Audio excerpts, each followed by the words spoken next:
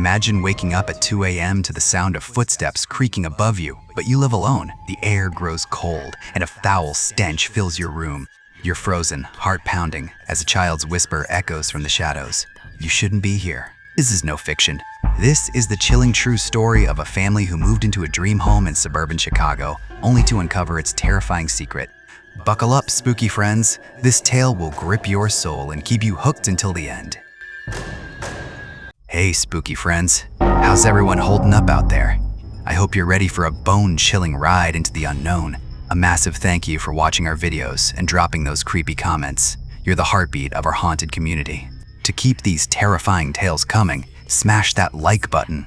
It's like a ghost's whisper to our channel. Share this video, subscribe, and hit the bell so you never miss a shiver-inducing story. Now, let's dive into today's nightmare. A house in suburban Chicago that hides a horrifying past. In the quiet suburbs of Chicago, there stood a beautiful two-story house in the peaceful Willow Creek neighborhood. John Harper, a software engineer, and his wife Emily, a high school teacher, had saved for years to buy this home at an unbelievably low price. With their two kids, 16-year-old Ethan and 12-year-old Lily, they moved in during a sunny April afternoon, excited for a fresh start. But the locals whispered about the house, calling it the Cursed Haven.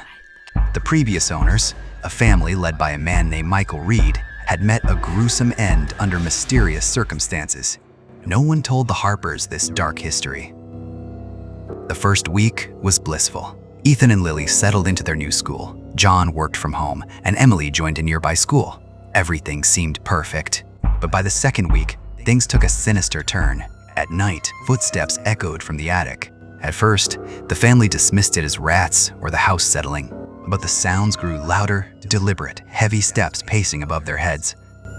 One midnight, Emily woke to the sound of clattering dishes in the kitchen. Heart racing, she crept downstairs, but the kitchen was silent and empty. She woke John, who brushed it off as a dream. But Emily couldn't shake the feeling that something was watching her. The next evening, Lily was doing homework in her room when the air turned icy. A rotting stench filled the space, like decaying flowers. She felt a tug on her hair, as if someone or something was sitting beside her. Terrified, she screamed and ran to her mother, crying, "Someone's in my room!" Emily searched Lily's room but found nothing except that same foul odor. She opened the windows and cleaned the room, thinking it was just an old house quirk. But deep down, she knew something was wrong. Ethan started noticing strange things too. At night, his bed creaked as if someone sat on it. His blankets were yanked off, but when he turned on the light, no one was there. He told his parents, but they reassured him it was just the stress of moving. Still, the incidents piled up, and the family's unease grew. One night, at 2:40 a.m., John was working late when he heard a child's wail echo through the house. It wasn't Ethan or Lily. It was a pained, otherworldly scream that sent chills down his spine. He checked every room. The kids were fast asleep. The cries seemed to come from the attic. Gathering his courage, John climbed the attic stairs. There, in the dim light, he saw a shadowy figure, a small boy, crying. The figure turned, and John's heart stopped as it vanished into thin air. He realized then their dream home was haunted. The next day, John spoke to a neighbor, an elderly man named Mr. Thompson. "You're living in that house?" Mr. Thompson asked, his face pale. The Reed family, they died horribly. Some say it was black magic, a curse placed on them by someone they wronged. Michael Reed, a businessman, had swindled money from a partner named David Carter. Furious, David sought out a dark practitioner in Louisiana who cast a powerful curse. The Reed family suffered illnesses, accidents, and finally, death.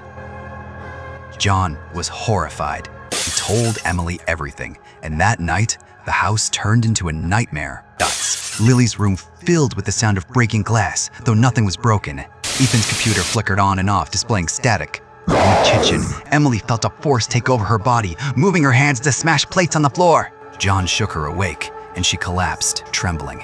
The family huddled in one room, too scared to sleep. John confessed the truth to his family. The house was cursed by black magic. Emily begged to leave, but they had sunk all their savings into the home. Desperate, John researched online and found a spiritual expert in Chicago, Master Anand, known for handling dark forces. John called Master Anand, explaining the terrifying events. That's a powerful curse, Anand said. I'll meet you, but this is dangerous. That evening, Master Anand arrived at their hotel. An elderly man with piercing eyes, he carried an aura of wisdom. He listened to their story, his face growing grim. This curse doesn't just affect the Reeds, it traps any family in that house. You're in grave danger. Emily asked, what could happen to us? Anand replied, mental breakdowns, accidents, possession, or worse, death. The kids clung to Emily, terrified. John asked, is there a way to break it? There's a way, Anand said, but it's risky. We must confront the spirits and undo the curse at its source.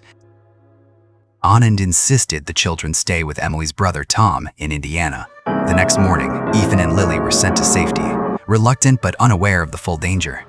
That evening, John, Emily, and Anand entered the house, armed with sacred items, a rosary, holy ash, and powerful talismans. Stay close, Anand warned. Fear is the enemy, stay brave. As they stepped inside, the air grew heavy, and a rotting stench filled the house. The temperature dropped sharply. Anand clutched his rosary, chanting, Om Namah Shivaya. Suddenly, glass shattered, blankets floated, and doors slammed. They're here, Anand said. He sat in the living room, chanting powerful mantras. John and Emily stood behind him as the lights flickered wildly. Who's here? Anand demanded. A shadow appeared on the wall. A small boy. I'm Tommy, the voice said, trembling with pain.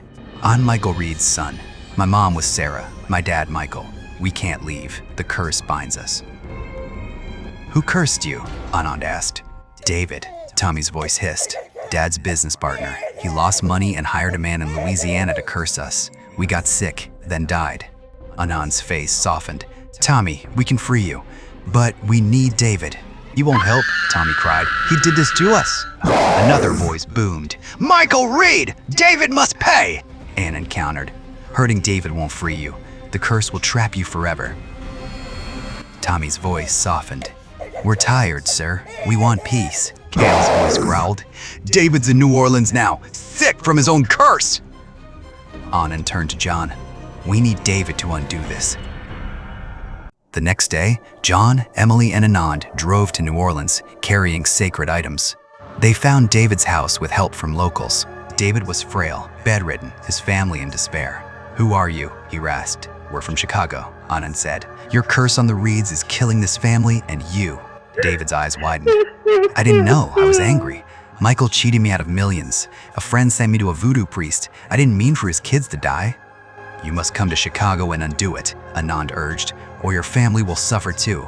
David hesitated, terrified. Those spirits will kill me! We'll protect you, Anand promised.